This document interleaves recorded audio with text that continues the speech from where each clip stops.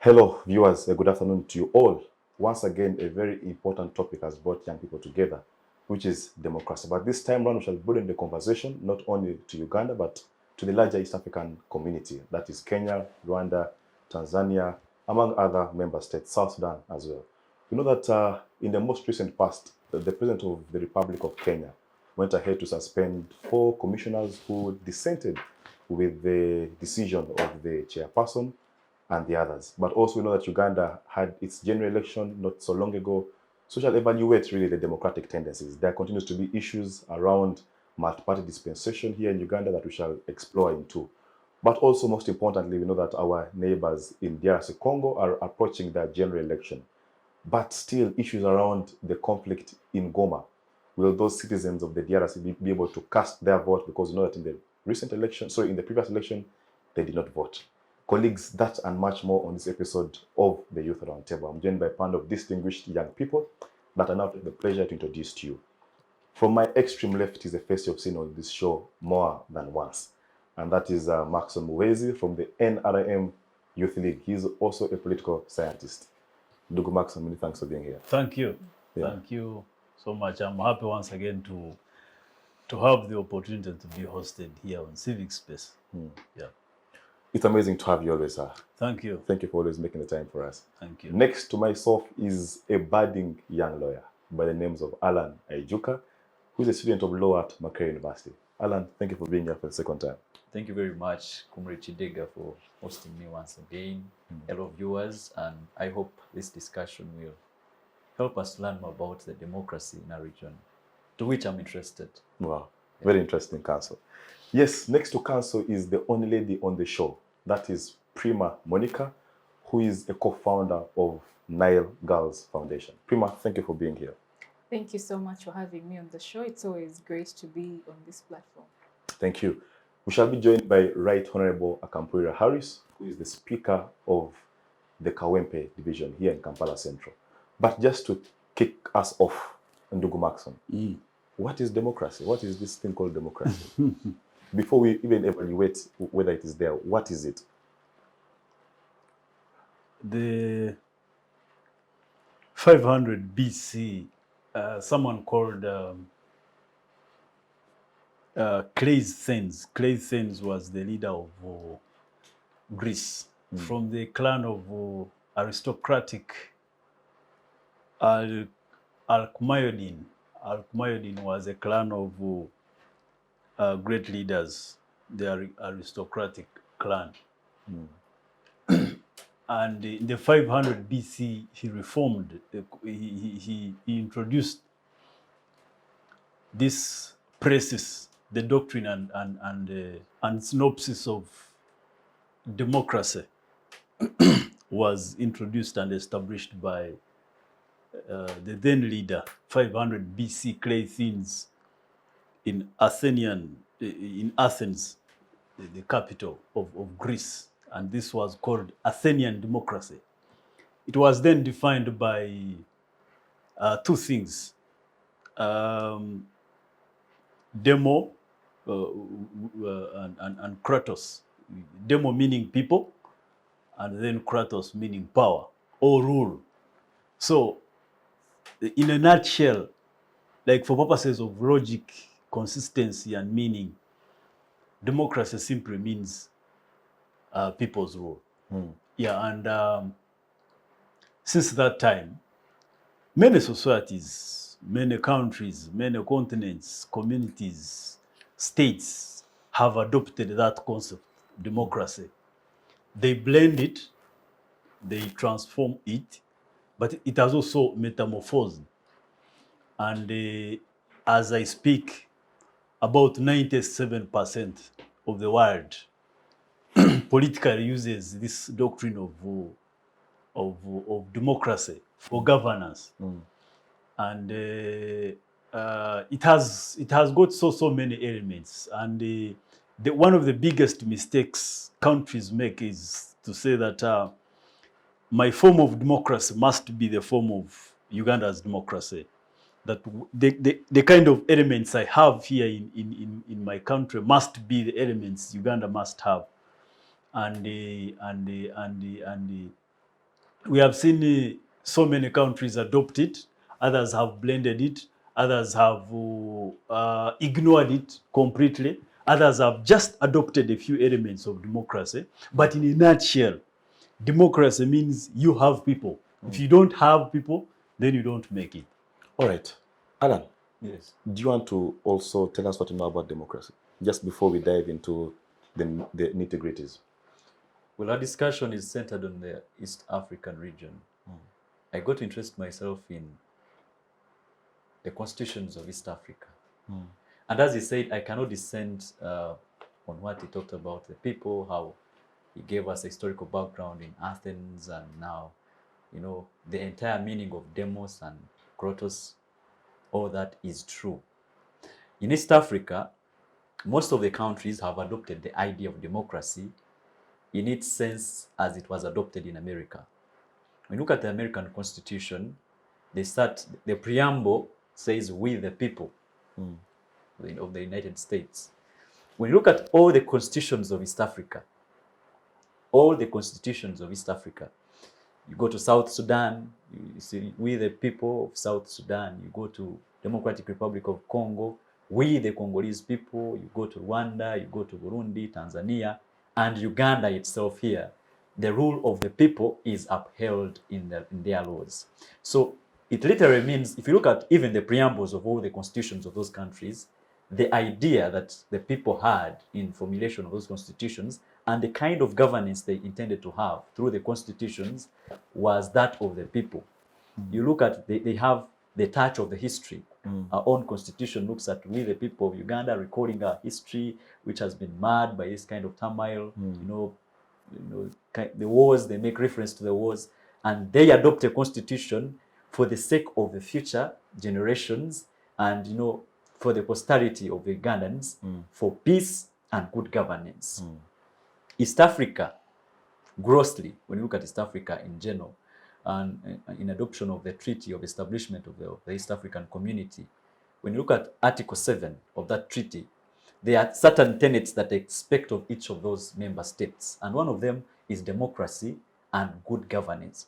So I think talking about democracy here today is good for us as East Africans, and also good for us as Uganda, as a country, because one, by our constitutional setting, we recognize that we adopt democracy as part of how we are to be governed. And secondly, as a region, each of the member states is expected to be democratic. How? You must uphold the sovereignty of the people. All the said constitutions uphold the sovereignty of the people. The only one that is not expressed in upholding the sovereignty of the people is the Constitution of Tanzania. However, by inference, the people are supreme because they have authority to vote, to choose their leaders. In all aspects, they are the people. But in the rest of the constitutions, you find, now if you look at Uganda, the setup of Uganda's constitution and the legal framework, look at Article 1 of the Constitution, the people, power belongs to the people and shall be exercised according to the Constitution. When you move down, you realize how such power is to be exercised through regular elections and election of representatives.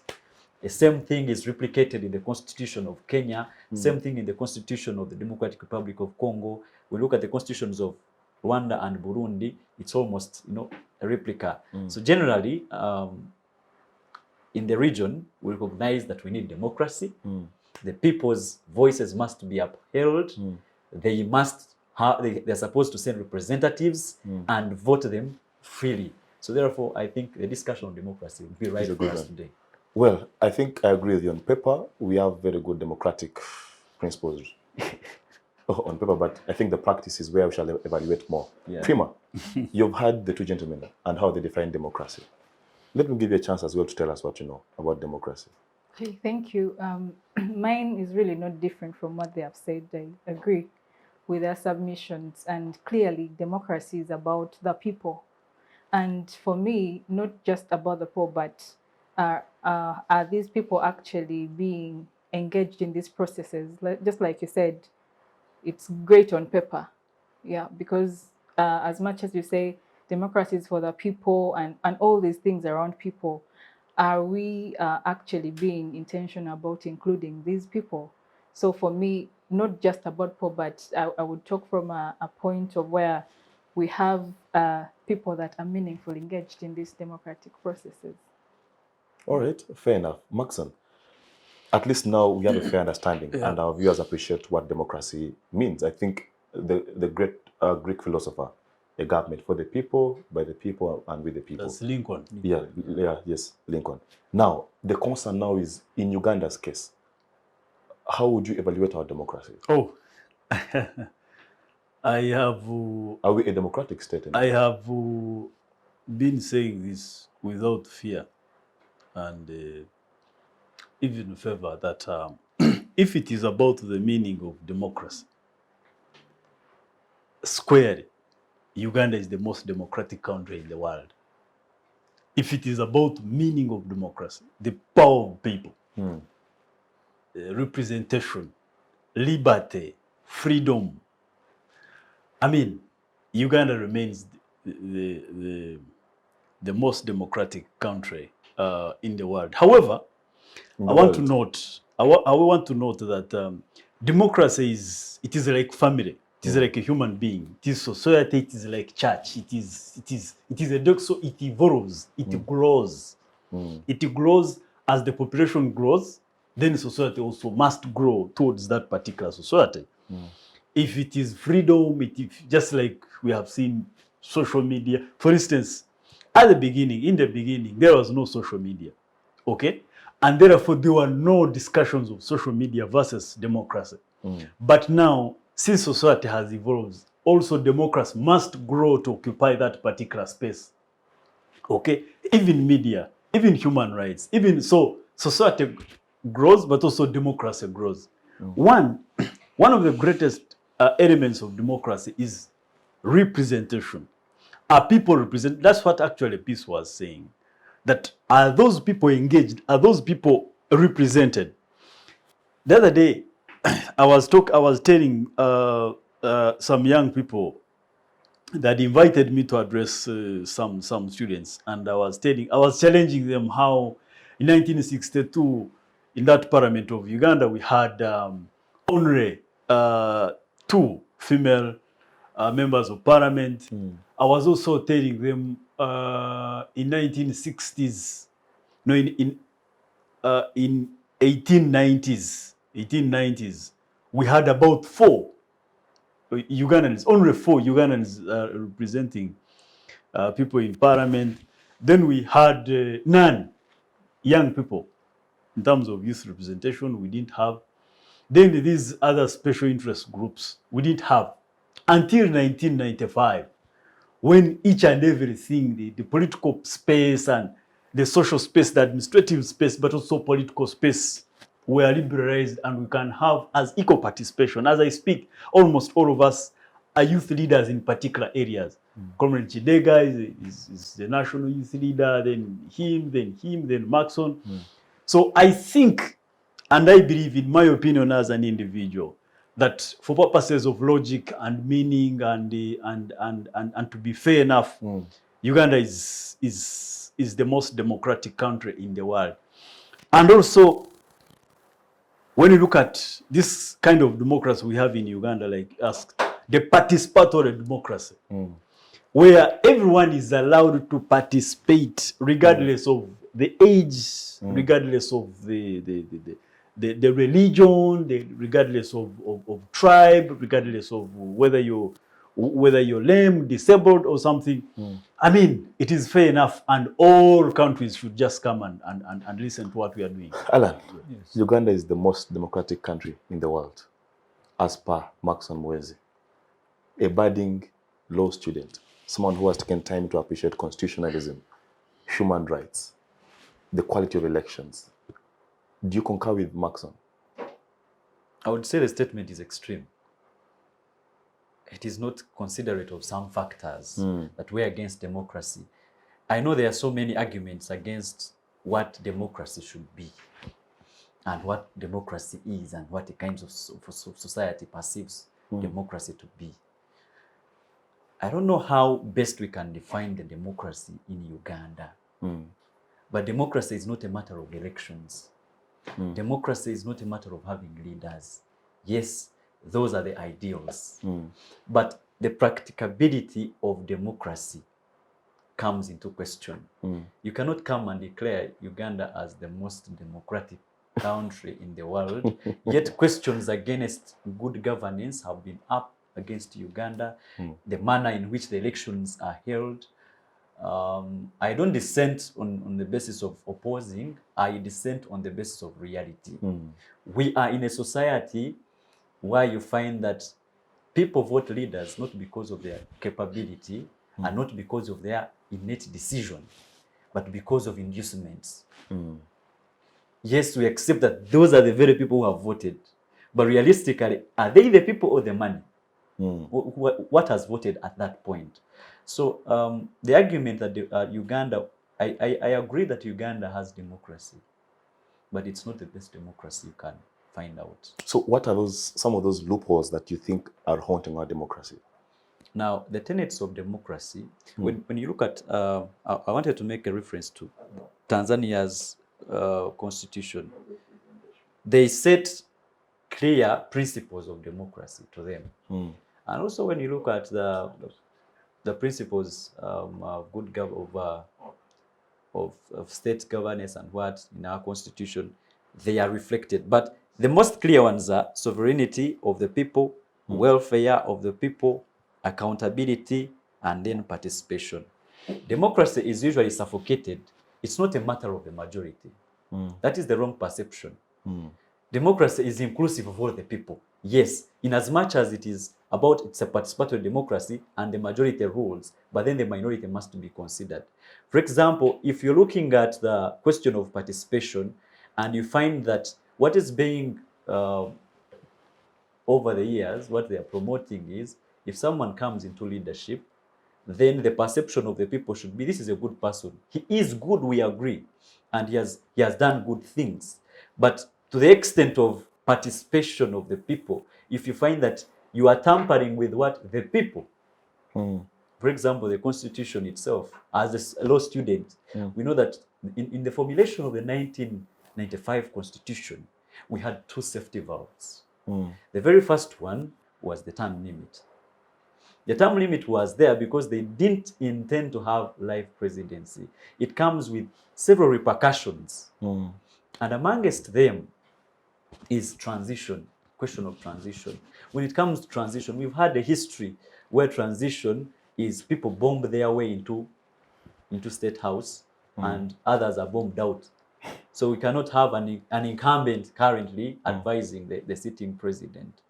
Not to say that having a good president for some good time is bad, but being realistic that so long as you keep holding on to power for a long time and you keep changing the legal setup of the democracy you're talking about, then with the time so many grievances come up. The second safety valve was the age limit. Old people can lead. How old is Joe Biden? But then it comes to when you find that the decision is being taken for the sake of an individual. If it is the government of the people, but we have acknowledged inducements coming in to take precedence over the decision of the people. We've had scenarios in as much as they are hard to prove. As a law student, I must acknowledge that. But where MPs are bribed to pass a bill, and a bill which is against the people. People, during the kinds of... but when they say that they did consult, then... That's what I was going... When you talk about consultation, I told you, what we have in Uganda is a democracy, but a democracy whose aspect is what people define as a democracy. That it is a semblance of a democracy. We do have, it is on paper. You know what I described at the start? That under Article 1, we have this. Under Article 1, Clause 1, Clause 2, Clause 3, people's power is upheld from the start, from the preamble. But then when you move down to the ground, when they sent the parliamentarians to do consultation, you know, parliament is one of the biggest. When you weigh it against the parliament of the UK, you realize that vis-a-vis the population, we have more representation than those people. And I don't say they have Can the, I can I they have the best democracy. chip in? I would wish to finish my Can I submission. chip in? Just hold on Yeah. a second. All of us cannot be in the national camero, the parliament. All of us, and therefore, you voted someone to represent you 100%. If you didn't respect, What is the representation of someone wait, speaking for 3 minutes in wait, Parliament? wait. If you didn't respect that, then you wouldn't have voted that person to go and represent you and perform parliamentary rituals. And the other thing is that since those, the limitations, you're talking about age limit, you're talking about transition, you're talking about Term limits. the term limits. I mean, they were established constitutionally. Am I right? They also changed constitutionally. Am I right? By inducement. Wait. They were changed constitutionally. I Okay? agree. And that the moment they are established, then they are in good interest. And the moment they are changed, then they are not in good judgment and interest. It is not correct. That's being illogical. Do you acknowledge That people who established this constitution, who promulgated this constitution, who constructed this constitution, are the same people that sat and said, wait, because of such and such and such, we believe Uganda needs to move forward without constitution, without term limits, without age limits. So you cannot say, no, people were bribed. People, we have seen people fail in an election even with huge sums of money. You get it? It is not true that when a law is passed, then people have been given money. Then if this one is passed, then people have not been given money. So you just have to be fair to the democratic process, because you cannot say democracy should thrive, but also it should thrive in a particular way. Let people exercise their rights. You get it? Otherwise, you say, then we need the Kenyans to come and occupy our parliament. Ugandans sit in that national camera and decide the direction, the path of the country. And they are given that authority. If I was a member of parliament, I would maybe vote otherwise or vote against something. But the fact that I voted, I casted my vote and trusted someone to go and represent me, I have nothing to do. I can only give an opinion. Yes, Allan. Maybe in rejoinder. One thing he overstated, which I acknowledged from the start, is that we substantively have those democratic institutions, those, but I'm talking of reality. And what is disturbing me is that we are over-centering on Uganda. No, we shall advance a bit. And we need to... but let us begin with... This is not to divert from the discussion. My point was that in Uganda, if it is representation that he's talking about, for example, a parliament of 400-something people, and recently General Kahinda Otafire was asking that we have such a parliament where they give me 3 minutes to speak everything about the people I represent. So you're voting someone to go to parliament and speak for 3 minutes, and of the 3 minutes, since we started the discussion, 3 minutes you cannot have the preamble of what you intend to say. Then the speaker will tell you your time is out, you sit down. We need a true representation. I acknowledge representation, and I really take in the essence of our constitution. I want to know how 3 minutes really affect democracy. Can you please just the 3 minutes? How do the 3 minutes? Just what is true representation? Well, like I promised you, we have been joined by the Right Honorable Speaker of Kawempe Division, Right Honorable Akampurira. Thank you for being here, sir. Thank you for having me, Mr. Moderator. Yes, thank you. Yes, Allan, you are still making your point in 2 minutes.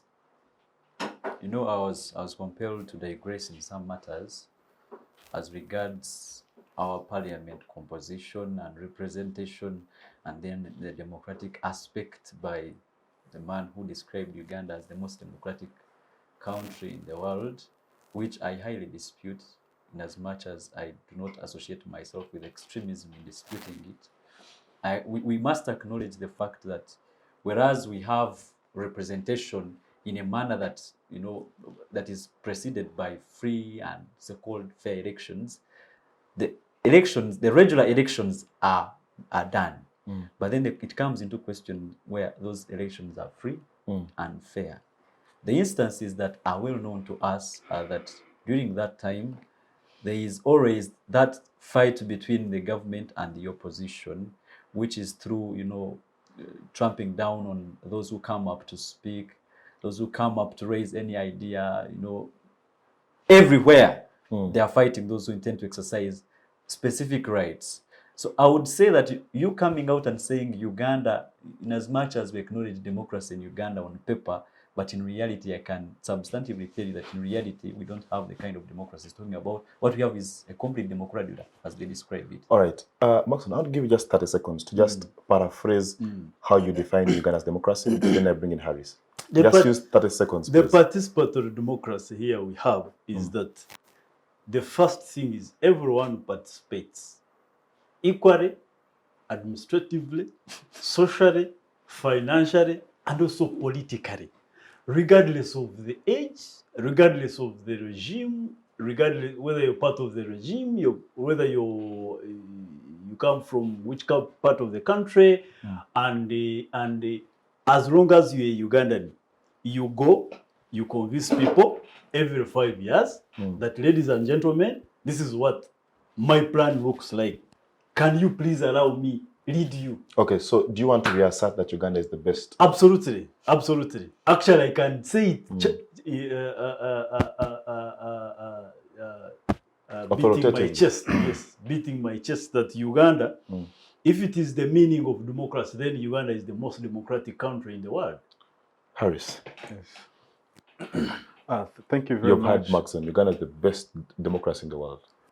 Yeah, of course, I'd like to sympathize with my brother.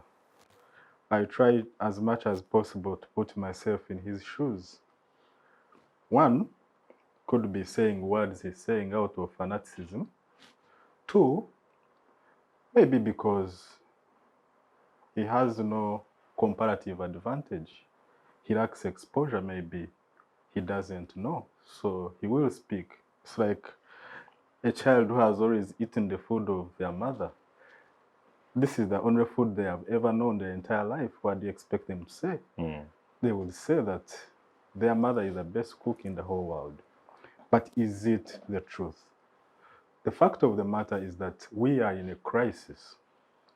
Democracy, as we know it, and its origins in Sparta and Athens. You actually eat more food than me, that particular mother of the government. Macxzzon, allow that travel to make his point. The strategy of my colleagues from the N.R.M, where Macxzzon comes from, is to disrupt any form of reason in a discussion like this. So they are told one thing: go and disrupt any form of reasonable, yes, any form of reasonable discussion. But my point is, democracy, as it originated from Athens and the Spartans, these were homogeneous communities, was supposed to be a means of checks and balances on the powers. And they devised what we call 4 layers of government. They had the judiciary, they had the executive. At the time, the executive were mainly the monarchs, the kings. Then they had 2 legislative houses, the House of Representatives and then the House of Commons, who would check the kings. So democracy, as envisaged by them, was a means to the ends. And what is the end? The end was justice. Okay. So unfortunately, in our case, we see that, this is a foreign concept, democracy. We must accept it's a foreign concept. Where it comes from, Athens and Sparta, and these were homogeneous communities. So it is transplanted to the rest of the world. And the unfortunate bit of our countries, especially in Africa, because of the history of colonization, many homogeneous groups were dispersed and amalgamated together into nations which really don't reflect the historical factors of the groups that occupied these places. In Uganda, you have about 52 strong ethnic nations. So you transplant democracy, but where it is coming from, the communities are homogeneous. So the consequence of that is that you now start having serious conflicts. So our democracy and in Uganda and East Africa as a whole is characterized by 4 main features. Number 1, it is ethnic based. Give me any political party in this country, especially the historic ones, and I'll show you that they are dominated by one ethnic group. And I could say that of South Sudan, between the Nuels and the Dinkas. I could say that of Burundi, the party in government between the Tutsi and the Hutus, the Tutsi dominating governance to the exclusion of the Hutus. I could say, and I think the perfect example of that is the politics of Kenya. Yeah, it's purely ethnic arithmetic. That's how democracy in Kenya is decided. So even when they are sharing state resources, the sharing is according to which ethnic group happens to dominate the other. And that feature is also reflected in our politics. Feature number 2 is that of exclusion. The group which is excluded, which doesn't win the governmental power, is excluded. And there are a lot of connotations of that, and there's a lot of rhetoric and sentiments that we know are very common within our body politic as a country. Feature number 3 is feature number 3 is that of corruption. Most East African countries, the governments that are in power are all corrupt, and they ascend into power through corruption, and they maintain power through corruption. We can only measure which one is more corrupt than the other, but the essential feature of these governments across the region is that they are all corrupt. Lastly, it is that of intolerance. Intolerance of one another. You can mention any government within the region, and I tell you that they ascend to a power using either corruption, or if corruption doesn't work, they use the military, they use violence against minority groups that happen to be opposing them, or if these minority groups organize themselves into political parties, then the violence will be meted against those political parties. So it's, in a nutshell, our politics, our democracy, unfortunately, is that of a zero-sum game. It is not one of contestation of ideas and philosophies, as we see in some of these developed democracies, where you find it's a contestation of, is it social democracy or is it capitalism? Is it austerity or is it, you know, such kind of debates. Ours, it is you either lose or I win. So there is no sort of compromise. And for me, it is unfortunate having, you know, taken you through that analysis. If colleagues agree, and I hope that you members agree, that then it is unfortunate that one would arrive at a conclusion that Uganda is the best democracy. Okay.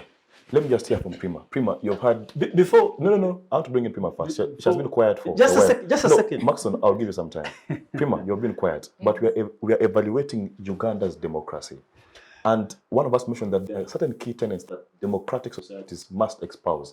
So if you evaluate Uganda on a scale of 1 to 10, how is our democracy as a country? I would say 5. 5 out of 10? Yes. Why?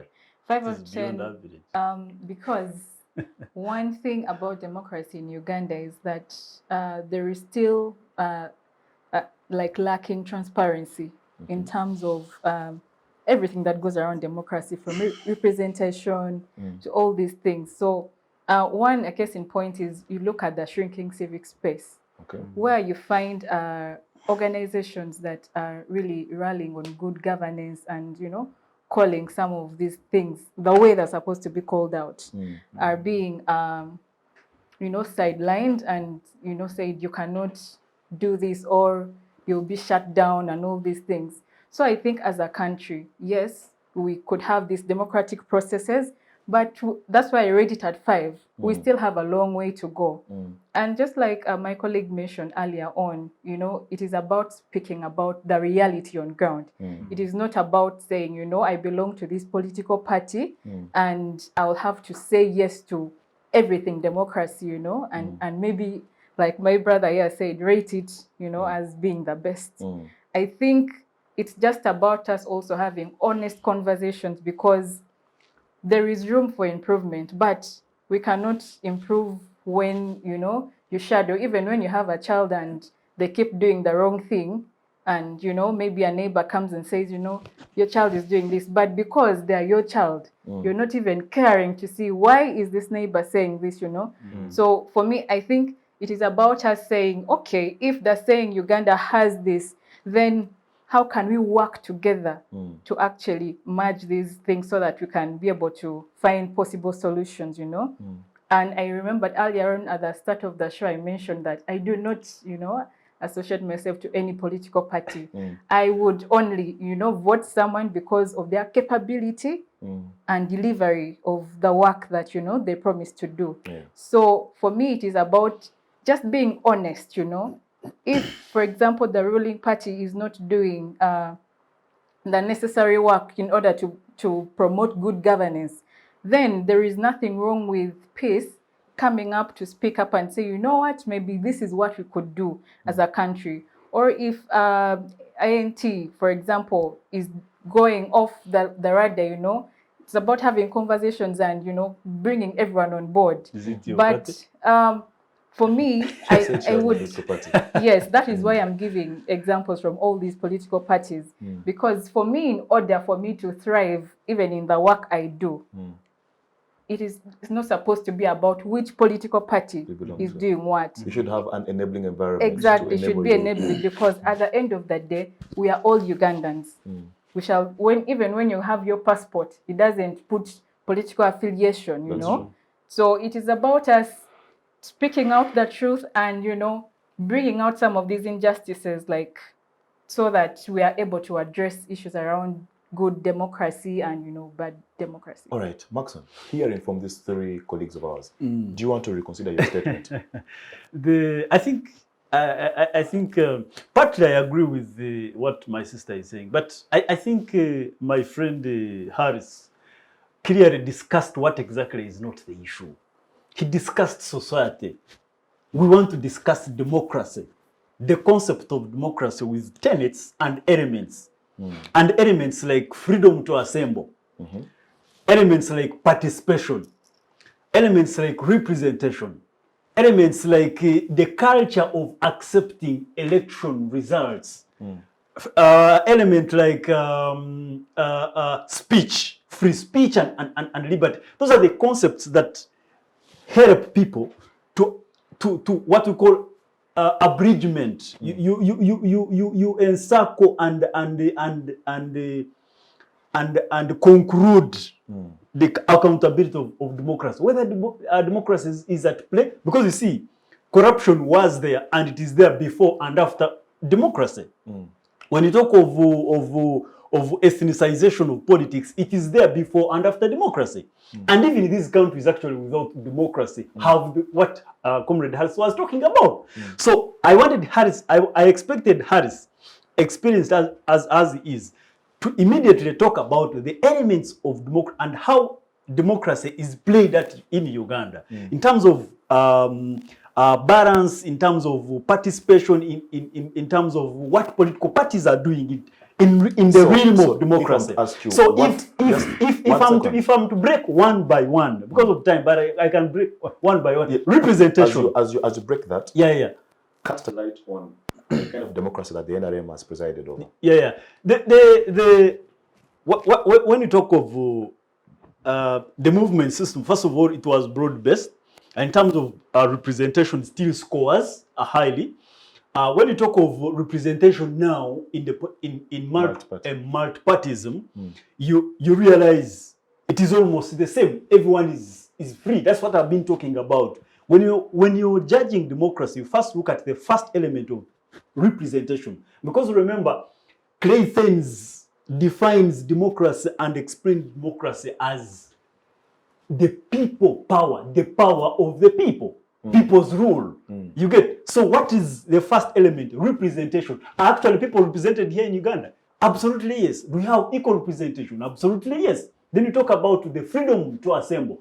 All these political parties here in Uganda, you see someone has 50 members of parliament, someone has 22 members of parliament, from village up to the national level, then to the local council units and everything. You find all of these political parties are there, even independent people are in the lead. Then you talk of liberty and freedom of speech and everyone. More than 500 radio stations, more than 47 TV stations, and every day, these stations have actually what we call political shows. They're allowed to discuss what they want to discuss, whether they want to discuss while dancing, whether they don't have shoes, they can say whatever they say, and they go away with it. So meaning unlike the past. So meaning there is freedom of speech. Unlike the past, where you could not even attempt to sit here and talk about you get, in those days of Uganda Army, we actually didn't have political parties. We had Uganda Army, we had you get. So I want us to discuss democracy, like Harris said, a concept, a doctrine, a synopsis and precis of how it is being exercised here in Uganda vis-a-vis other countries and maybe at a larger context of East Africa. So in a nutshell, Uganda remains, for me, that's what, if someone can discuss the real concept of democracy, there is no reason why they cannot conclude that it is the best here in Uganda. However, it doesn't necessarily mean that it is 100% perfect. You get, we still have loopholes of the culture of not accepting results. I've seen someone declaring themselves, someone says, no, here they have rigged me. That when a particular party wins here, then that is democracy, and actually people have spoken.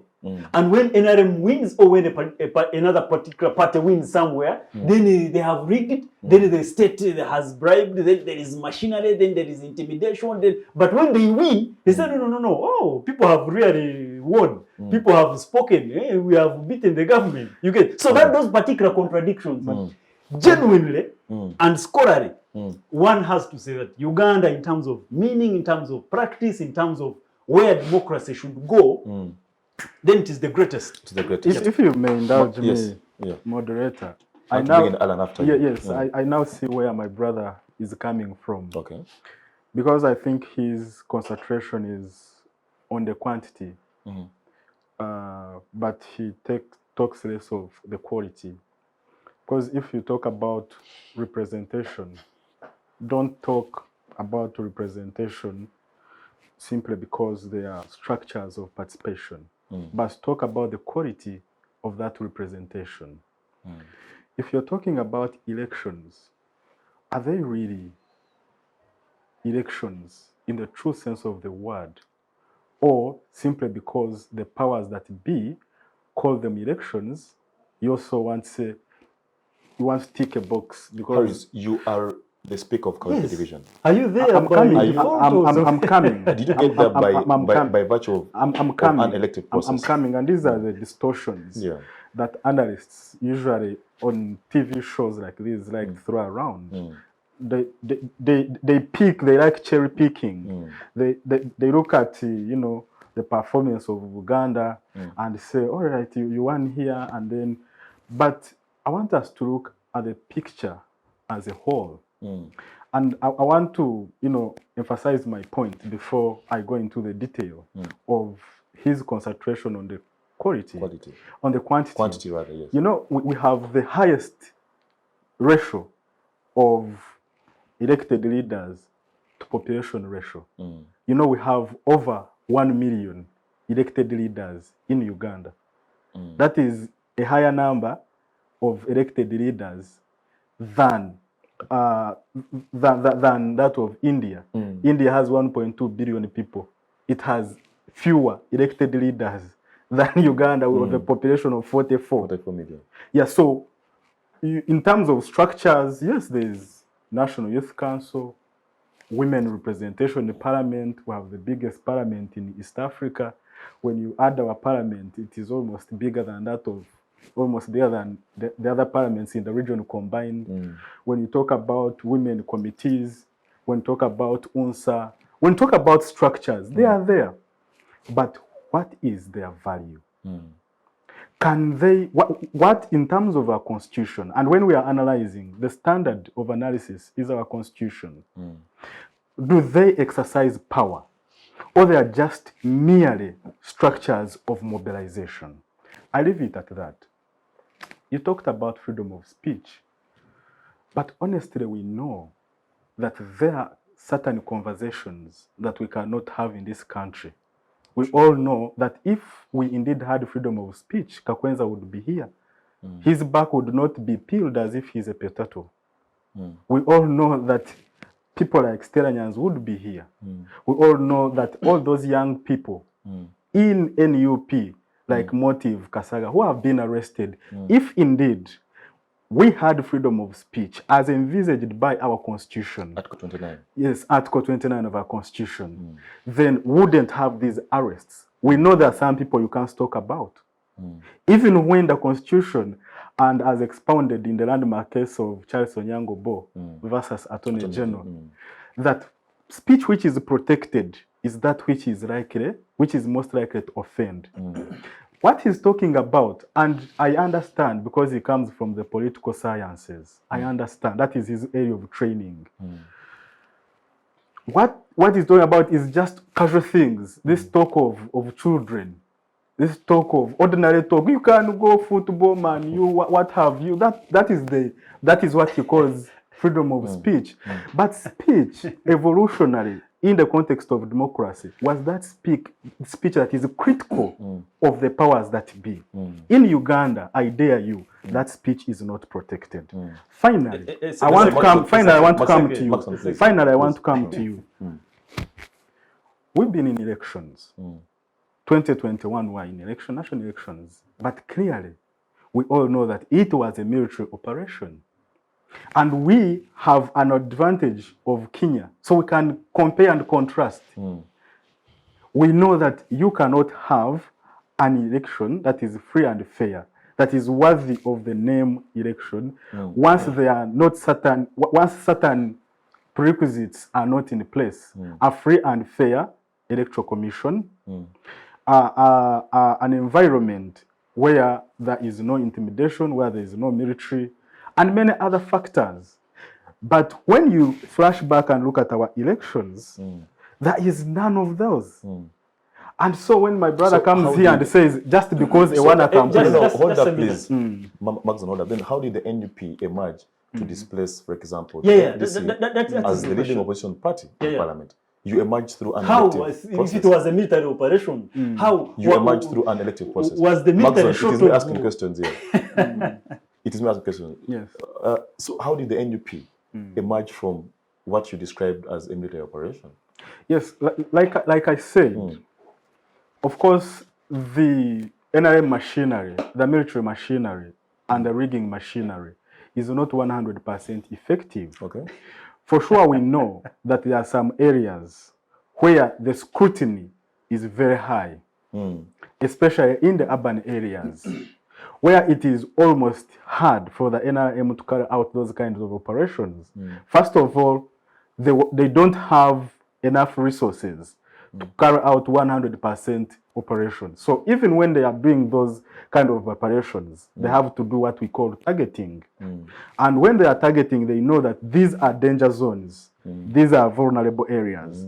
So we have to look at the full picture as it is and call it what it is. All right, fair enough. Macxzzon, I'll give you a chance, but I want to bring in Allan. Allan, as a young budding lawyer, one of the key tenets that we must talk about if you are to uphold democracy is the independence of institutions. And to this effect, I want us to talk about, for example, the judiciary, the electoral commission, because later on we shall speak about the IEBC in Kenya, but for now, the independence of institutions here in Uganda.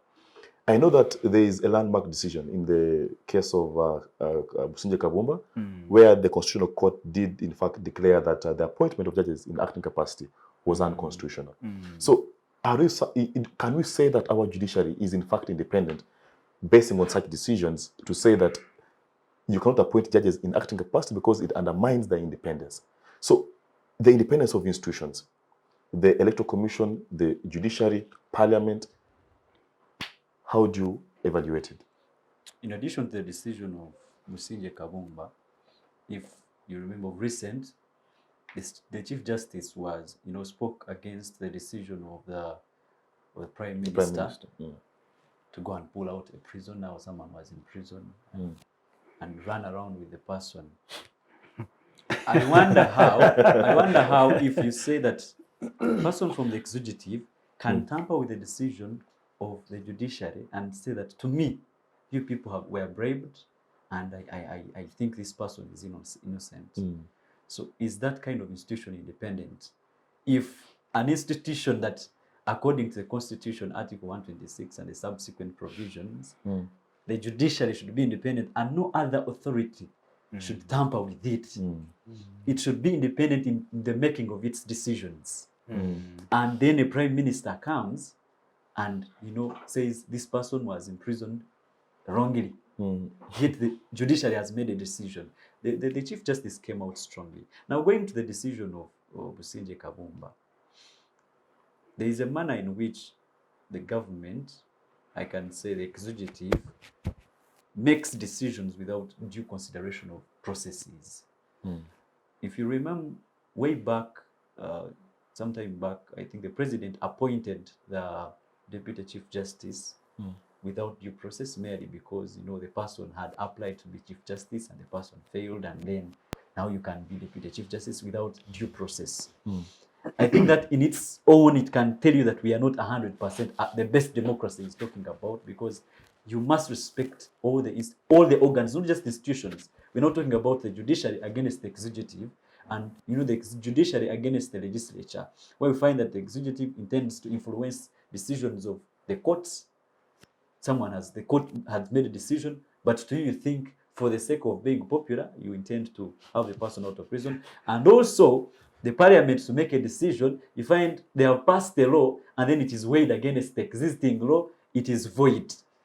And then I wonder the kind of independence of institutions that we are talking about, and where you find even other smaller institutions that we have, even government setups, you find that there's a lot of influence. So democracy does not just mean that people have decided to have other people before them, and then you're inconsiderate of other facts that are underlying. As right from the start, I was talking about us being realistic. You cannot stand with the fantasy and say that Uganda is the best democracy that has ever existed. I didn't come with that kind of perception of taking the direction I'm taking in discussion until he said that statement. When you said Uganda is the best democracy to have ever existed, and you find that in such a kind of democracy you're talking about, we have kind of a decision where there was appointment of judges in their acting capacity, and now the court has said that that is against the rules and the procedure that is required. And then you also have a prime minister going to prison, or going to a place of incarceration and picking out a person, having had a decision of a court, and you say that is the best democracy we can have. So should we go out to the world and have, the executive influence all the decisions of court? If we have a terrorist here in Uganda and that person has been remanded, then you come and say this person is my relative, let the person come out. Yeah, fair enough. Macxzzon, I'll give you some time, but after Prima, I'll give you ample time. Prima, I want to bring you in. Before Prima, I'll give you ample time, Macxzzon. Kindly just note them down. I'll give you ample time to respond. Prima, as we speak about democracy, one key tenet is inclusion. Inclusion that is not based on gender, not based on religion, not based on tribe and things like that. Let's speak about the women and their inclusion in the democracy of this country. We are speaking at a time where the vice president is a woman, the speaker of parliament is a woman, and many others. We have women MPs from across the country. So is that what we call the form versus the substance? That as a matter of form, wow, it looks beautiful. Cabinet has 43% of female cabinet ministers. So are we trying to weigh the form versus the substance, or we can say, wow, Uganda is progressing perfectly in terms of having women included in the democratic process and in decision making? Thank you. So when it comes to representation of women, this is, I think, it's one conversation that people usually, when you're talking about democracy and women, I don't even have the right words to use, because I think we as a country, we still have a long way in order for people to accept that women need to be represented. And this still takes me back to the time when we had these appointments coming in. And there was a comment from someone that, Uganda is becoming a dormitory for a single sex school. Just because it was, you're having this representation. So as a country, we still have people questioning women leadership. So you even find when, there are these women in these positions that are very capable, there are still questions, and, and it still goes back to the norms of how society looks at, women. And, you can also see, for example, the Speaker of Parliament, that is a woman right now. But when you go to social media is awash, with, this Speaker of Parliament, they're only talking about her skin and not seeing the quality of the work she actually has to bring on the table. So even for the, for Uganda to reach this level where we're seeing women taking up leadership positions, I think it's a very great step that we're taking as a country. So is that where perhaps you could give the N.R.M some credit, say kudos in this area? Yes, Not absolutely. Some credit. No? I Not some absolutely. credit. I would give credit because, for a very long time, women had not really been brought to the table. But also within this time, you're seeing Because women. why I ask that is because do you want to give credit vis-a-vis evaluating access to maternal health? That even when you have all these MPs, you have the vice president, there are still women who die giving birth every day. Yes. So there's still gender-based violence. There's still Yes. teenage pregnancies. So and that's why I asked you: is it the form or the substance, or the quality of? What Yes, kind I'm of getting there. pro-women legislation Yes. has come out of parliament because they have numbers in parliament? We know that for example, the marriage and divorce bill was intended to help, alleviate the suffering that women go through in domestic environment. But what was the position of women in parliament? I'm still getting Yeah. there. Yes. Prima. Yes, so you see, like with all these issues around women, issues of gender equality, maternal health, and all the sorts, as much as we have representation of women, you'll see that there are quite a number of loopholes in those representations, because these days you see lots of tokenism happening, because people just want to bring women for the sake of having a woman, not also of the quality, for example. So you'd find issues like maternal health. You'd find in these representation spaces, you find a woman in that representation, but she doesn't even know what's happening on ground. And you find even when they have these discussions about, for example, representation of young women in leadership positions, people do not usually come from a point of, information, where you find they're not ably representing. Because when you talk about maternal health, people are just looking at, for example, maternal health in general, but they're not looking at maternal health for persons with disabilities, for example, for that woman like deep in the rural community. Because for a very long time, people have conversations about, but women are represented. How come they're still having these issues and all that? When you talk about representation, I think we have normalized the fact that people look at representation as, for example, Kampala. So when they see Kampala and you're seeing, oh, but this member of parliament is this and this, the reality sets back on the ground, because the maternal deaths we are talking about, they're happening in those communities deep-rooted in the villages that do not have access, for example, to Mulago Hospital. So issues around representation of women, as much as we have done some good work there is still lots more, Much more to do. Yeah, much more that we need to do in order to have meaningful engagement of women in these positions. Macxzzon, I know you have a plethora of issues, but allow me to begin with you after the commercial break. Okay. I'll give you ample time to respond. But for now, let's take a short commercial break and see you right after. Digital rights are those human rights and legal rights that allow individuals to access, use, create and publish digital media, or to access and use computers, other electronic devices and telecommunication networks. Digital rights include a right to freedom of expression, information and communication through technology, a right to privacy and data protection, a right to credit for personal works, a right to universal and equal digital access, a right to identity, a right to anonymity, a right to be forgotten, and a right for protection of minors, among others.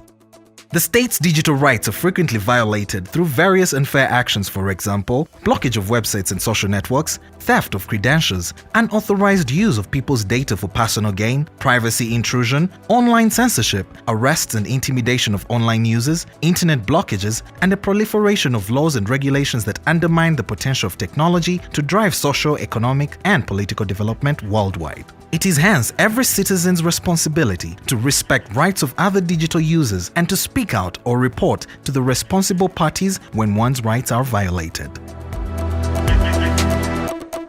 We'll be back, viewers of the Youth Roundtable. Macxzzon, Yep. you have a plethora of issues on your table. So many. I want to begin with what my sister Prima was saying, that the substance versus the form. The first thing is that we didn't have even zero in terms of representation.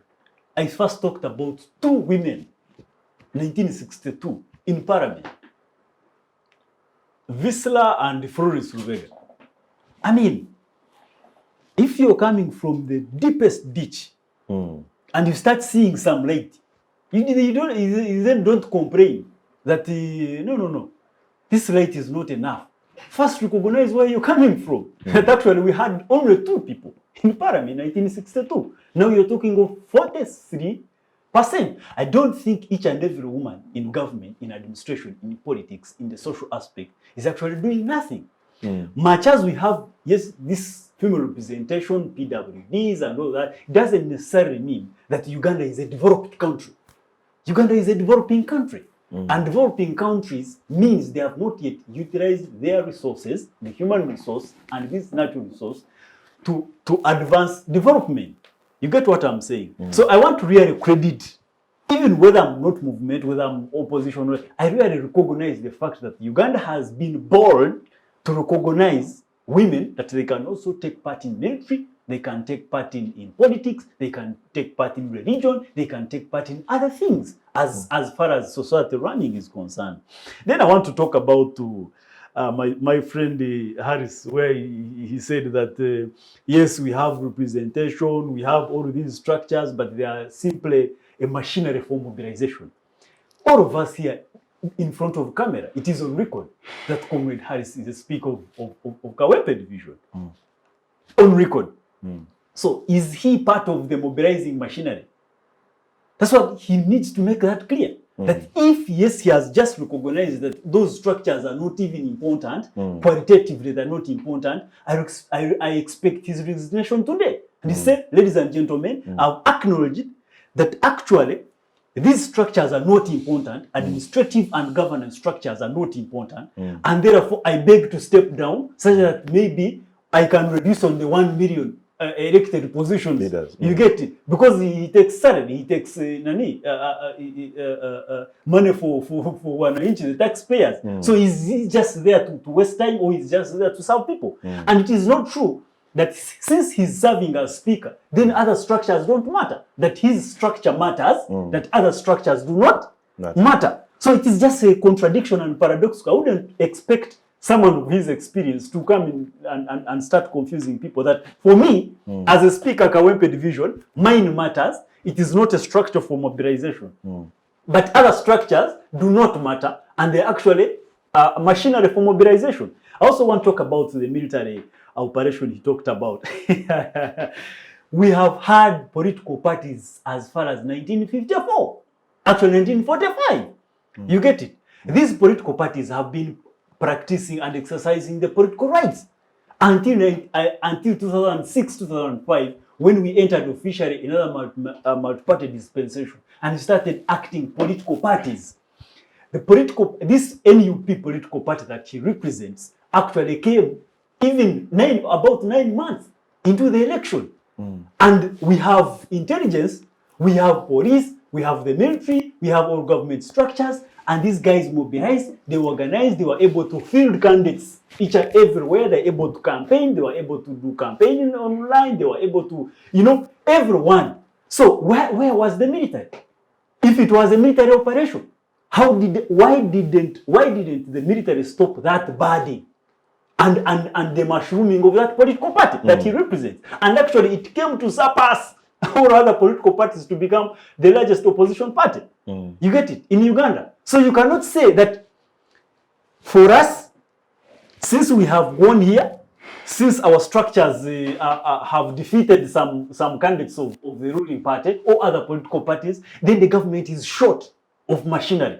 That the government is, in any case, why shouldn't the government target opposition? Because the overall importance of government is to steer governance and leadership of the country. Did you say government should target opposition? No. What I'm saying that why shouldn't the government? Why should the government target opposition? Oh, why should? Yeah, why should? Okay. After all, the importance of government, the overall. You actually want to. The overall. Wait, I gave you time. Just allow me to.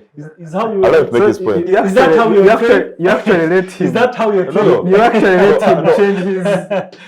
Is that how you're trying to disrupt the logical discussions on panels? No, honestly, I couldn't believe So that you what- could what- say one thing what- and immediately after being told that it is absurd, what I'm saying is that there is no reason why the government should be targeting political parties. After all, we have 29 registered political parties. Yes. And they exercise, they sleep, they do what, they get salary, they are paid, and they drive around. You get it?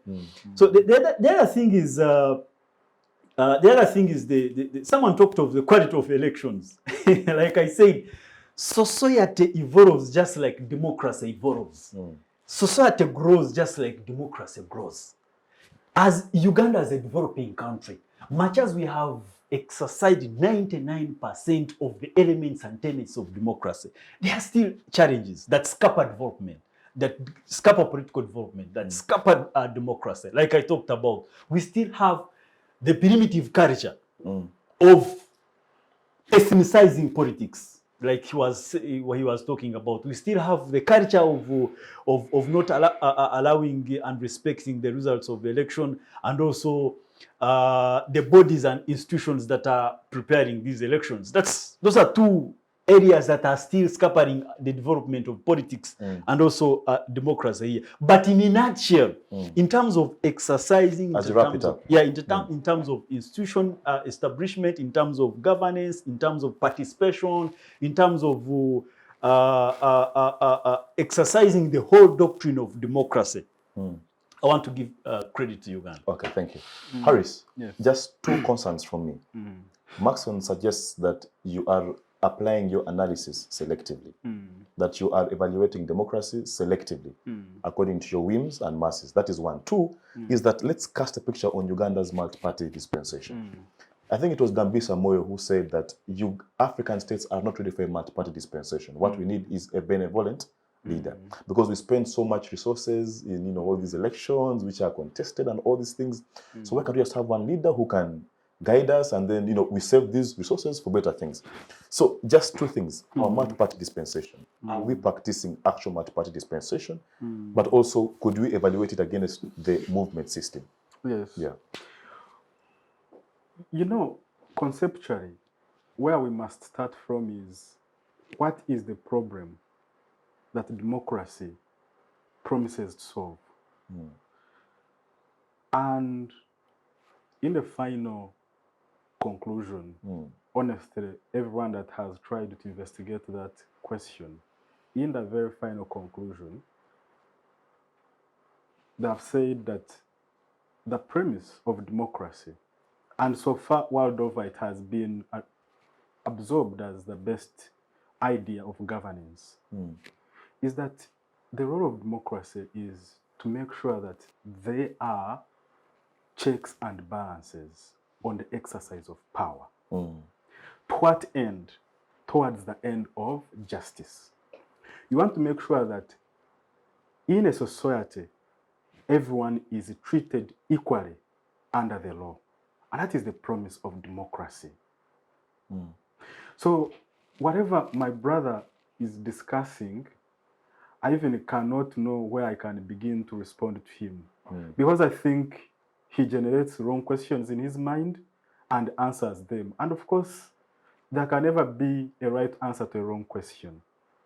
And I think I would like to recommend him a book by Julian Baggin. It's called The Pig That Wants to Be Eaten. It talks about, it's about a book about 100 mental experiments. Unless we really, in these conversations, and my brother, when I came in, was talking about having honest conversations. But Macxzzon, when he sees me not as a fellow young person who is going to inherit the leadership of this country for the next maybe 30, 40 years, and you pass to the next generation, but he sees me as a political opponent. And his mind quickly deflates from genuine, honest, logical conversations around proper analysis of the problem of our society, and he starts playing politics. And that, for me, I think is dishonest. As a generation, we must espouse certain values which are non-negotiable.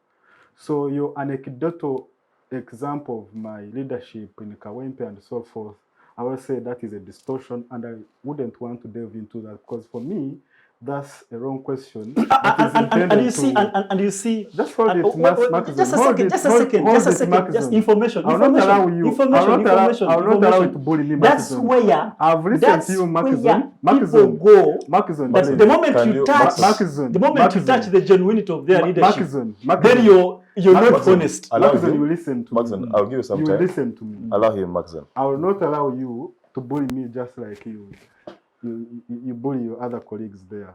On this conversation, we shall have etiquette that are set by the Can you please moderator. respond to our question? I've said I will of not, your participation, others not participating.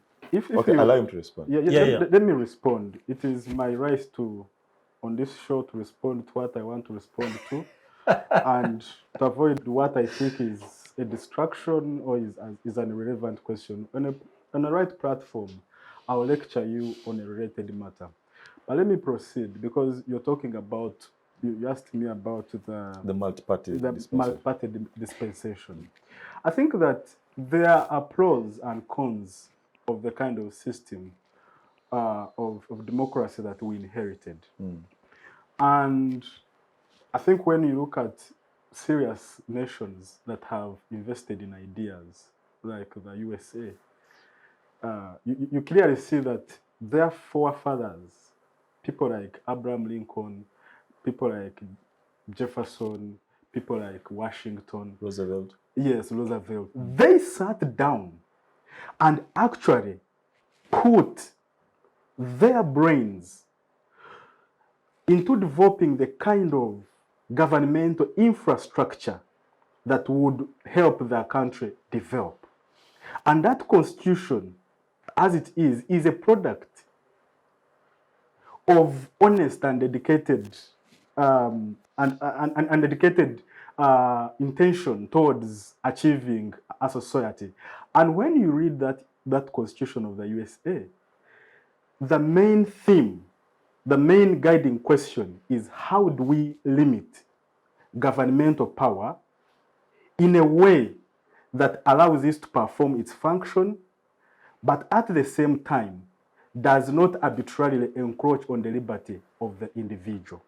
Because at the end of the day, whatever government we want, whether it is to provide security, whether it provide services in health, education, the end goal is to make sure that the individual thrives, that individual liberties, civil liberties are protected. So while you have one government whose historically the role has been making sure that the liberties of individuals are protected, and that government is taking away the liberties and is promising health care, is promising education, then that government is not worthy of the name. I will conclude with this. In the 13th century, specifically 1215, that's more than 1,000 years ago. The Magna Carta. Yes, the barons. The barons said, no, we cannot accept arbitrary disappearance of people in our society. We also cannot expect to have some men more equal than others. Yeah. Everyone must be equal under the law. That's right. And that is the legacy of the Magna Carta. That's right. That even the king must be governed by the law.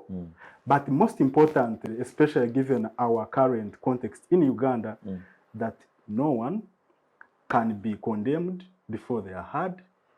2, that my brother, if he's critical of the powers that be, cannot disappear. Today, the judiciary, we've had, a spate, this is common conversations, people who are disappearing. It's been parliament all over. It's a judicial notice in our society. Everyone knows that in today's Uganda, it is now becoming normal for people to disappear. And we know that the state is responsible. And the judiciary, using the tool of what we call the writ of habeas corpus in law, you know it, Mr. Moderator. Yes. The judiciary, if we submitted, The names. The names and applied Others were vague, actually. and applied to the judiciary for a writ of habeas corpus. For example, my brother Jamushid Kavuma, 30 days held incommunicado, no one knows. We go to the judiciary, no one can help. And then a colleague, because he knows he's not at risk, he says we have the best democracy. I think this is a crisis. That even at our age, even when the world has moved, that simply because you're not affected, you don't see the pain of your brother, and then we say we are building a society. Honestly, Can I respond to that? Can I respond to that? A good point of reflection. Can I respond to that? I'll bring you in slightly later on. Just a second. I am so much happy with how he dodged the question you asked of his leadership and participation in this participatory democracy in Uganda. That one, actually, he can even box you the moment you encroach on that. But we are used to that. I want to say this. I don't subscribe to the notion of people should just disappear. Here, whether in Uganda, whether in wait a minute. That whether in Uganda or any other space, that people should just disappear. I wanted to let to refresh his mind that even when you submitted those lists, you well know that you just populated the list for purposes of there are some people that even didn't even appear. Come on, I mean, Macxzzon. like practically. Have some decorum. Wait a minute. Wait. Mm. You have a pen and a book. Just note. The government asks for names. Yes, they submit. Others are genuine. Others are not there. They just put a name. They think of a name and they put. Yes, they mix. And the other thing is that I would want me and him and all of us to help the young people. You get that? Yes, even when you have the rights to exist, to live, to do whatever you want to do, there are things that you don't need to do as an individual. As a younger man, someone recruits you into insurgency, someone recruits you into criminality, someone recruits you into gun crime, someone recruits you into violence. I mean, Uganda is not a jungle. Wait a minute, I'm concluding. Wait a minute. Uganda is not a jungle. That much as you're a younger man, be mindful of where you're going. Okay, be mindful of what you're doing. So these kidnaps, first hold up. I want to believe that you're responding in the context of this conversation. Yeah. And the context is that his argument is that the people who are being incarcerated are political actors. Not at all. So what criminal offense? What criminal offense? Because you say that they are being recruited into criminality and insurgency. So what criminality is there in them participating in criminality? No, because in the context of this, what he's saying. Mr. Moderator, just 1 minute. Let me finish my point. Wait a minute. I was the one on the floor. Wait a minute. With your indulgence. With your indulgence. Wait a minute. Let me finish. With your indulgence. With your indulgence. The insurgency. No, with your indulgence. You won't accept. With your indulgence. The criminality I talked about is that whether you're in N.R.M, whether you're in the movement, whether in the FDC, there is no law that stops you from being picked. Even me now, I can be picked. as long as the intelligence pattern follows me. Without You can following wait a the law, minute, without wait a following minute, due wait a process. minute, wait a minute, Dr. Macxzzon, wait a minute. wrap up in just Wait 1 a minute. minute. Yeah. Arrests, Wrap up. arrests, in my opinion, as an individual, arrests are guided by intelligence. Because if you're going to arrest Harris and you have intelligence that maybe he's armed, he's hard criminal, I mean, you're not going to bring your nose like, But- sir, I am kneeling This down. is serious, And another moderator. thing, Okay. as far Moderator, as I this is know, serious. Harris is a critique Okay, of as you Harris, wrap it up, as I wrap up, please. please, I am wrapping up. I have As to I bring back finish, Allan. as I No, conclude. this is Yes, as I absurd. wait, No, wait, this is wait, absurd. Let him wrap it up. wait I a want to give you a minute, chance. wait a minute. Yeah, As I conclude, Harris is a critique of government.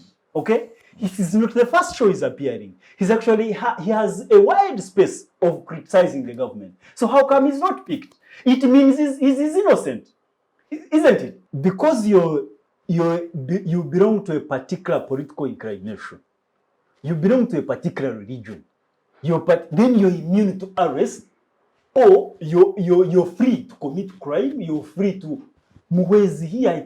I can be here in studio and someone comes to pick me, and because intelligence pattern has led security to me, and maybe to one of us. I will not start saying, you have arrested me, I'm N.R.M. Oh, no, please, I request that you arrest me in this manner. When you are committing crime, you didn't ask security that I'm going to do this, but I request that when you come in for me, please arrest me in this manner. Okay? What I agree with is that these people that have been arrested must be produced and there must be explanation. That one I agree with the entire panel here. Okay? But you cannot say, I am a criminal, I've beaten someone, I plan to cause violence, I plan to cause panic, I plan to kill people, then I want to dictate on how it should be. Point taken. It is not Point allowed. taken. It is not a jungle. One Uganda is minute, not a and jungle. bring in Council Allan. Yeah, strictly within 1 minute. It's quite unfortunate, hearing my brother argue the way he is arguing. In the NUP and opposition as a whole, we are not saying that we should be above the law. That is not our argument. Our argument is that even arrests, like he claims that they have intelligence reports which guide their arrests, our argument is that if indeed there are intelligence reports which indicate that our members are about to commit crimes or have been involved in crimes, Members of society, not you just, because so many have been arrested. Given I'm talking about a class of people that has disappeared, that the state hasn't denied. That is where I'm limiting myself. And they are predominantly members of National Unity Platform. Our argument is that even such arrests, they should be governed by the law. Because the law is there on arrests, on searches and seizures. They cannot be extra-constitutional. So it's unfortunate that you say that it's okay for the state to arrest the way it is, keep the people without the knowledge of their family where they are for as long as they please. For me, I find it quite unfortunate. And as a young person, because I see a young person, I am worried that you can espouse that kind of thinking in this age and era where everyone is talking about human rights, that you can sit here and say it is okay for a human being, a Ugandan citizen. Are you worried of crime? Macxzzon, hold on. I'm saying, Hey, are you worried of crime? listen, I'll come to that. You're not worried of crime, but you're worried about someone Crime arrested. should I expect you to be condemning violence first Crime and should be- criminality. Then we talk about arrest. Please be Thank you. decent, Macxzzon. Be decent. Crime should be prevented within the purviews of the law, not according the inclinations or moods and swings of the state. And essentially, that's what I've been talking about the entire show. That democracy is here to check the excesses of the state. So, in my conclusion, Macxzzon, I pray that you never find yourself on the other side of government, because if you do, you could be a victim. And before you find yourself there, make sure that it is safe for everyone. All right, fair enough. Allan, let's shift gears a little bit. I'll I be think safe in your hands. we right? have discussed so much of Uganda, but the topic is expanding to the whole East African region. Last week, President William Ruto did suspend 4 members of the IEBC on the premise of their dissent, and it was termed as misconduct.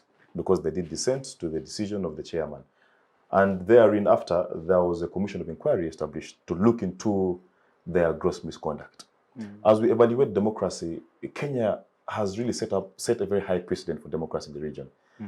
So do such tenets begin to undermine the democracy in the region? That, okay, is it witch hunting, for example? Well, the commissioners who were suspended on a basis of the decision, they took a few hours for declaration of the results and then subsequently held a press conference. I think you have to look into the process or the manner in which the reason given for their suspension. It is not a matter of suspension. We've had those kinds of instances all around the community where the executive, with the power vested in him, decided to suspend a certain officer under a certain allegation. So we acknowledge the need for checks into matters that arise, and we acknowledge the fact that in an instance where a grievance arises, sometimes at a wrong stage, then it should be resolved. But in an institution where you find that it's something, a decision made by other people, can compromise, for example, the trust that has been built in a particular institution, for example, the IEBC, and you find that a few of the officials come out towards the end of towards the declaration of results, a process they have participated in from the beginning, now towards the end, they intend to make a decision a few hours, and they don't want to own the results that they have participated in right from the beginning to the end, then it's not a matter of coming out and saying, the president was wrong. No, let us wait for the process. Let us wait for the commission of inquiry to do the inquiry and come up with the reasons that these guys were, suspended, and it was rightful, it was wrong. Ours is not now to judge, because reasons are there. They are substantive, right from the law and right from the process, and also goes to whether their decision to disassociate themselves from the decision of the IEC, BC, or the results that were declared, if it was justifiable. Or maybe the main mistake that they made was that the channel of dissenting was the wrong one. So let us allow the commission of inquiry to inquire into the matter, not us now coming in to make our own judgments. All right. Prima, let me come to you. If you look at the process through which eventually William Ruto became president, in the judicial process, the Lady Justice Martha Koome, in her obiter dictum, said that the IEBC must begin to work on its internal processes to ensure that it regains trust from the population. Because, of course, issues around trust and integrity were brought up along the way, and, of course, by the petitioners in that case. So do you think that this particular suspension undermines the integrity of the IEBC, or is it a form of cleanup? Is the president trying to clean up the IEBC and reinstate the popular trust that it should have? I don't know. How do you evaluate these unfoldings? I would also love to say that I think East Africa generally still has a long way to go when it comes to democracy. And for that to happen in a neighboring country, I think in a way it's already showing that there is something that has been lacking. It's already showing that democracy is not at the 100%, like we probably thought it was. So as much as this decision was made, I think in a way it also sort of undermines, the power that, they have over this. Because if you're letting someone else now come in, and because I believe that is not clearly the mandate of the other party to do. But when you have such instances where suspensions are happening, and then they're happening in a way that now it's looked at as a cleanup and all these things, it means that there is a point where we are losing it as a region. So for me, that's my take generally on it. But I also wanted to just get back to respond to my colleague here earlier on my submission around not being very, cognizant of the fact that the Ugandan government right now has this representation of women. For me, I would, on that, I would really love to say that as much as we have reached that point that, there is this representation and all these things, it doesn't mean that when you construct such a beautiful house like this, you get content that, you know what, now I have a beautiful place I can stay in. You need to keep on sweeping and, you know, taking good care of the place. So we cannot just get comfortable and say, you know, we have now all these women in these positions and here we are, we have reached. So some of these questions we ask, it's for accountability purposes, or else we shall go back to where we were at two representation, you know, of two leaders representing women. Yeah. All right, fair enough. Just still with Kenya, Macxzzon, the Azimio la Umoja leader, the Right Honorable Raila Odinga, came out to say that the move by President William Ruto is only orchestrated towards rigging the next general election. The N.R.M enjoys a cordial, you know, sort of, how should I call it, relationship or rapport with Kenya's UDA, Kenya Kwanza.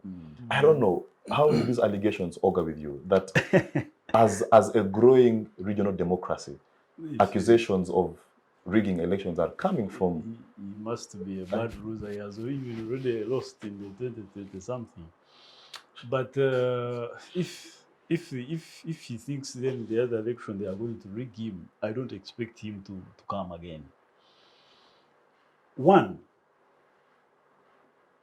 I have heard many people talk about the issue of independence of institutions. And I think they misconceive that thing. That as long as an institution is operating in a particular society, that it must be extraordinarily independent.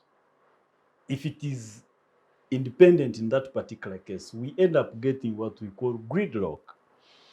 And it also falls short of what my brother was saying, checks and balances. That if it is then independent, who is supposed to check it? Okay? If Muhwezi is independent and operating independently, who is supposed to check me?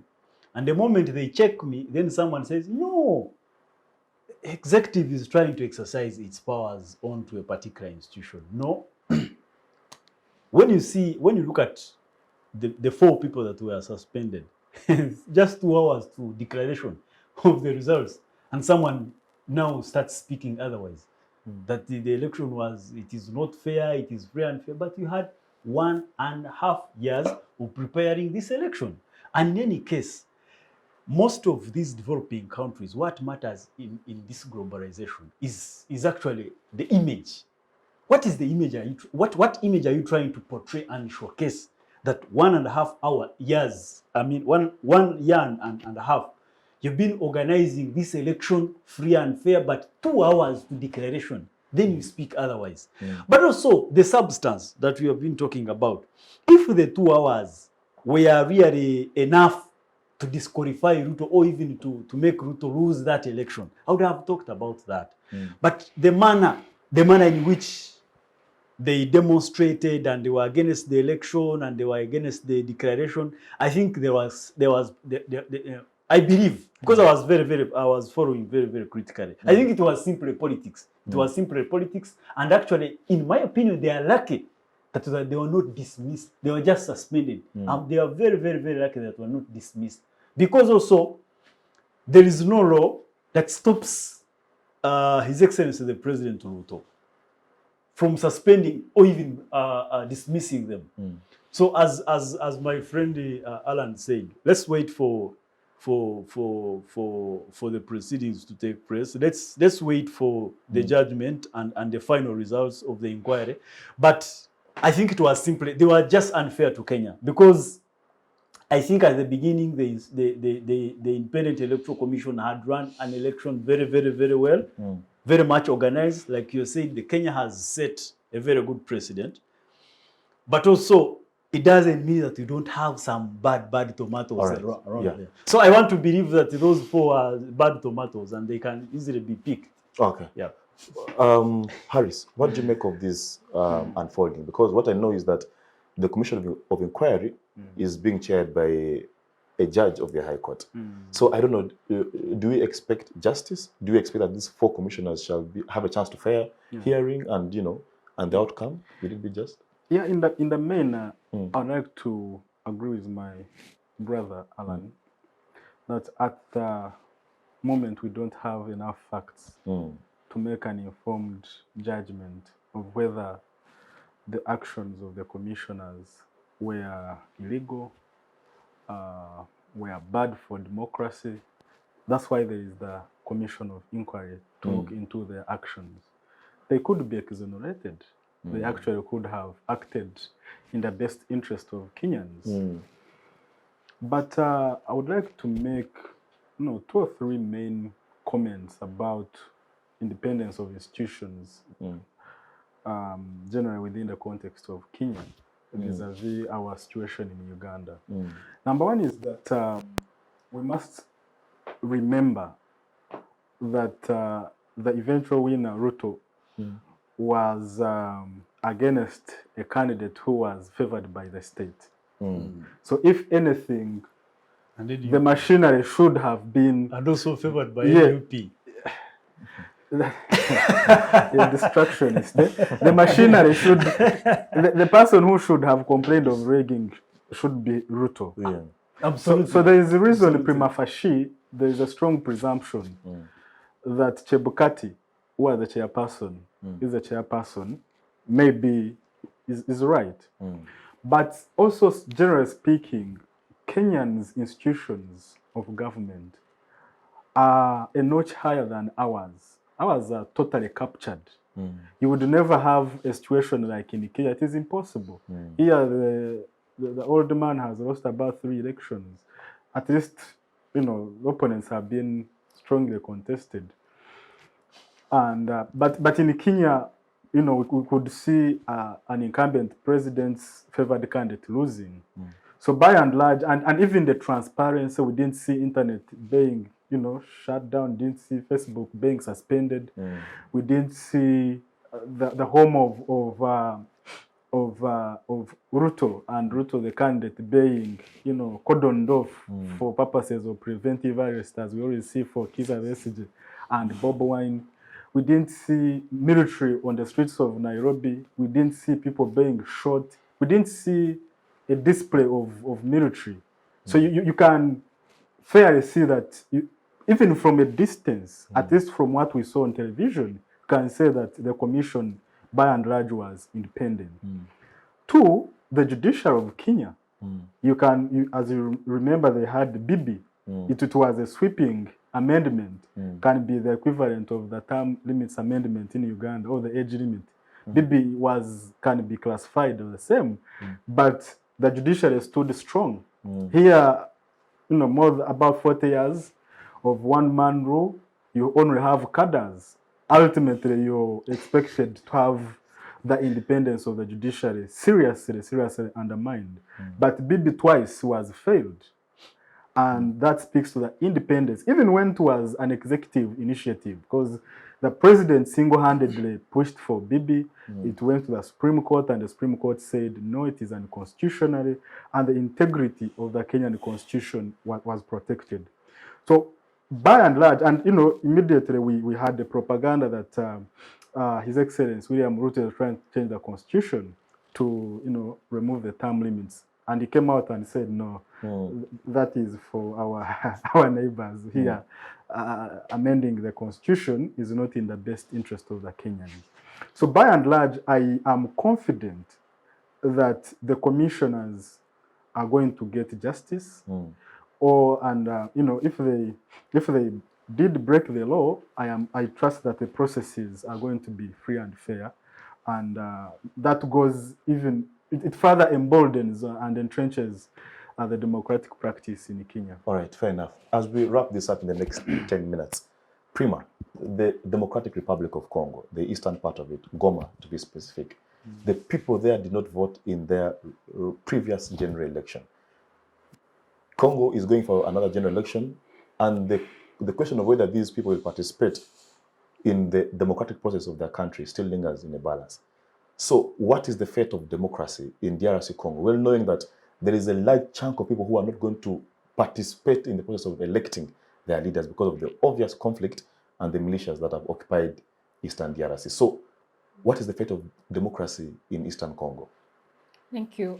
For me, I would say that is, to begin with, that's not even democracy. Because if we are talking about democracy being for the people, and again, the same people are actually not being engaged in these processes, then I think for DRC, so to speak, they are going to be a failing state in terms of democracy.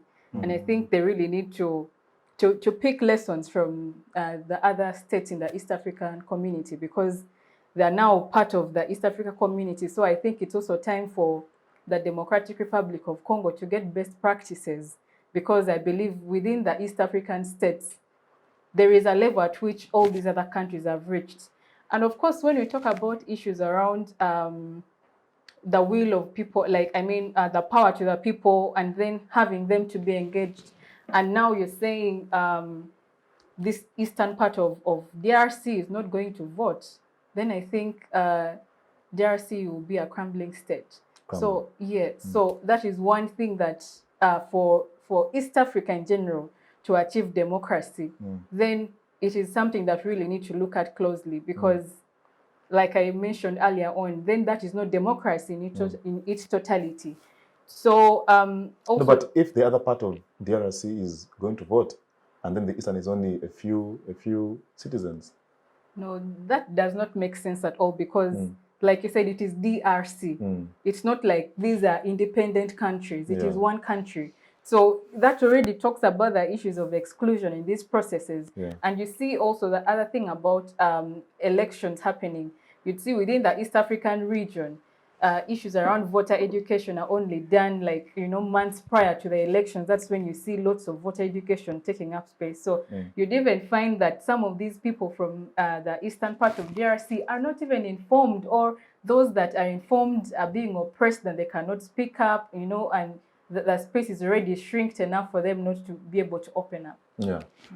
Macxzzon, Eastern DRC, those our colleagues there they're not part of the East African community, but the fate of our colleagues in the eastern part is not very certain. Do you think that the pursuit of the East African Standby Force to pacify that region could yield results in due time before the general election, so that their participatory right to vote is actually upheld? It is really unfortunate.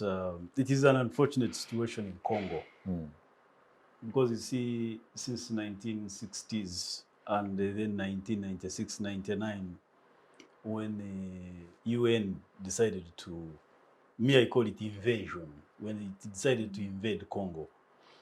And when you look at the skirmishes, the turbulence and turmoil that had been on top of that country, if you look at the ethnicization of their social structure, when you look at the administration, you look at the assassinations, you look at, in the morning I was reading a summary on Congo from one writer from Al Jazeera, and he was saying 36% of Congo is stateless.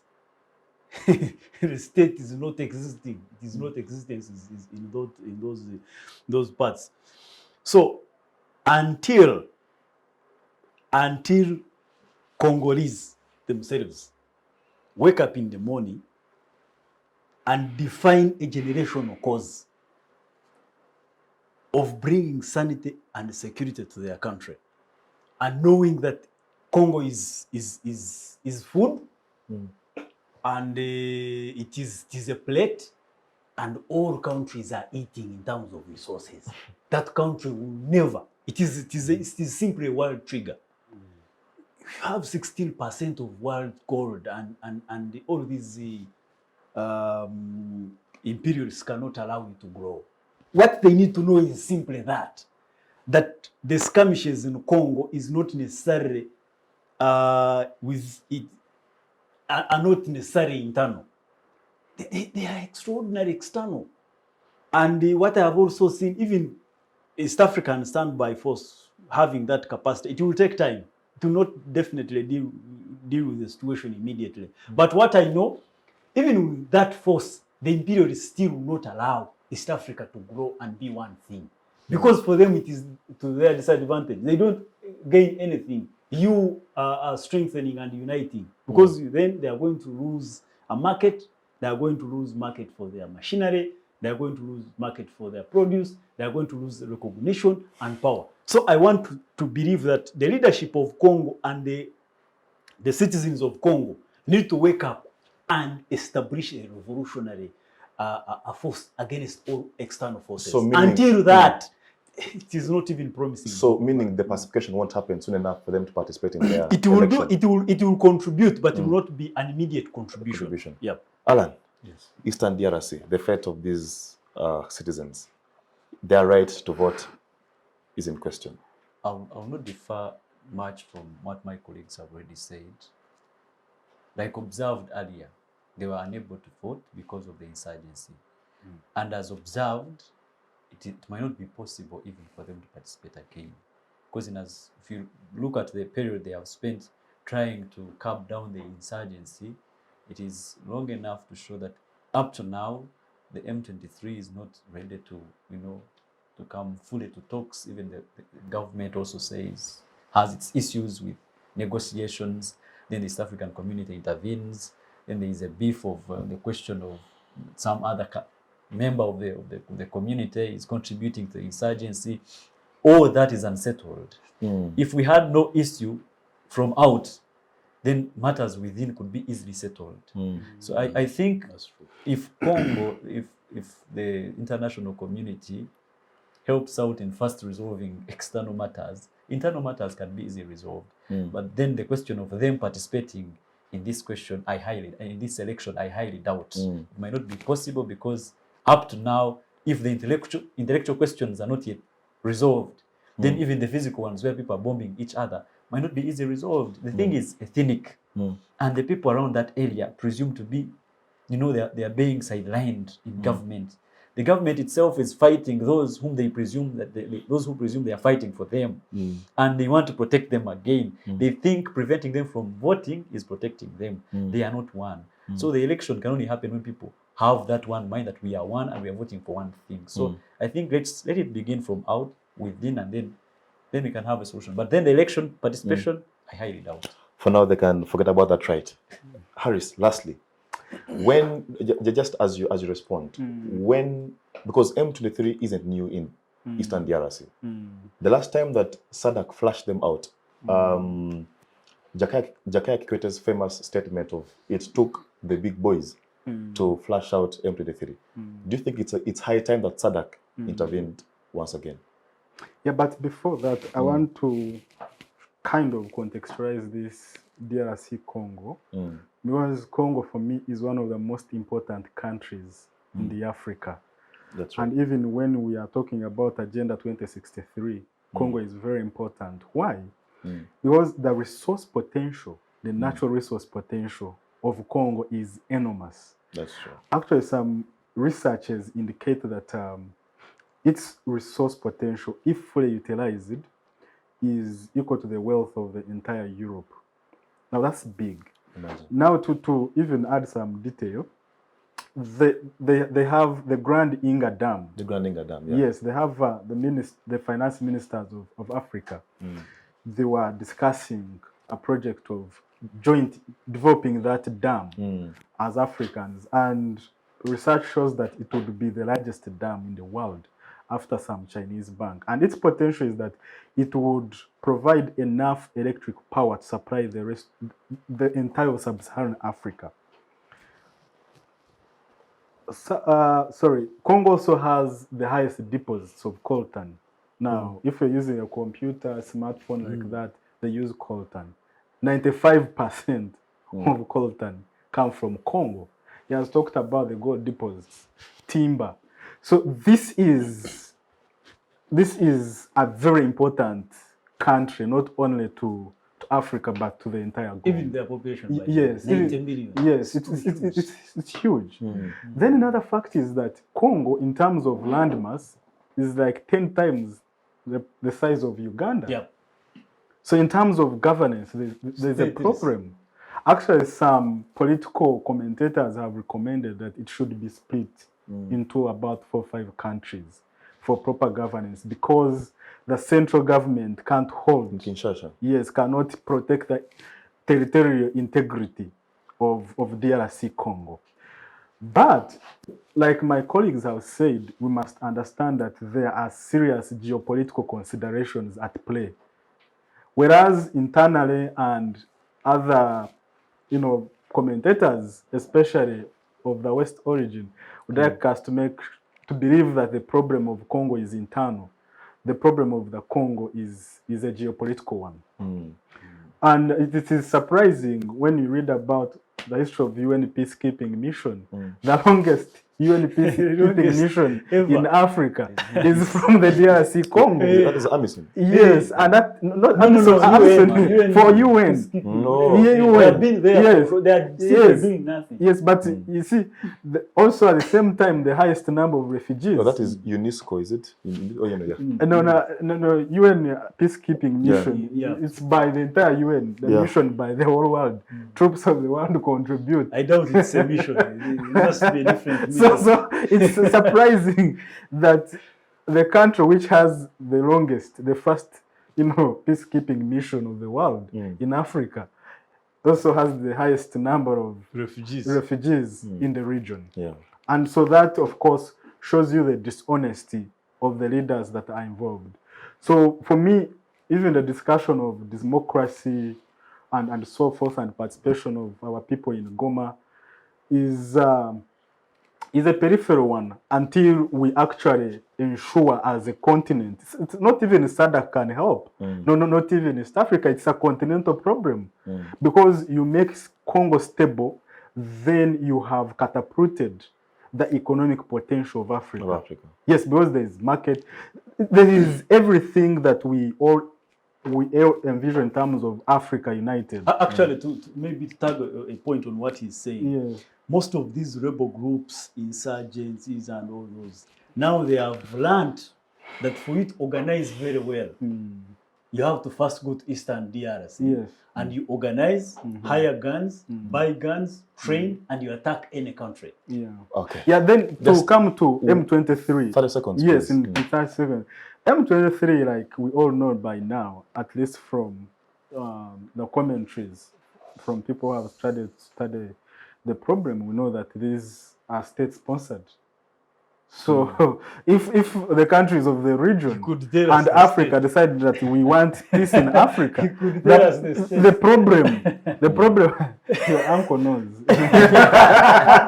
the problem of M23 can be solved within a day's time. Yeah. Yes. All right. Thank you, guys. Just our time is fast spent, but I'll give you 10 seconds. It's just 10. Alan, I'll begin with you. Well, one, democracy is not an end in itself. Yes. It is a means, like he stated from the start. Yes. So Yeah. I can So say- for me, it's a vote of thanks, comrade, Yes. and a vote of thanks to you first as a moderator of this show, because it gives us the young people a space to also air our views and nurture each other, sharpen each other. Hearing from Macxzzon, my young brother from Makerere University Law School, and Prima. my sister Prima. So it's an opportunity I don't take for granted. So I thank you, all of you, for that. But also would like to invite us as a generation to consider what those values that we consider non-negotiable. Today we've been discussing democracy, and democracy is a broad concept, but it all tends towards justice, like my brother has said, and ensuring justice for everyone ensures our own justice. Prima, your last words. Thank you. It's always great joy being on this show. And also, special thanks to you for always making sure that women are represented Yeah. on this panel. Intentional. Yes. He has thank you got for the being that government.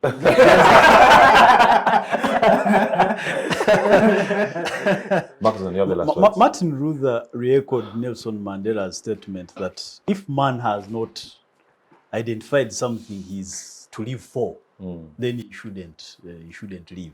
I mean, he shouldn't die for, then you shouldn't live. If you have nothing that you think you can't contribute to this government, I mean to this society called Uganda, especially to the young people, then it is high time you found that. Uganda has got so many strategic bottlenecks. I only request and encourage young people to find one of them and make sure you suffocate it and you contribute to the development of the country. Wow, thank you guys. Comrade Macxzzon, Comrade Prima, Comrade Harris, and Comrade Allan.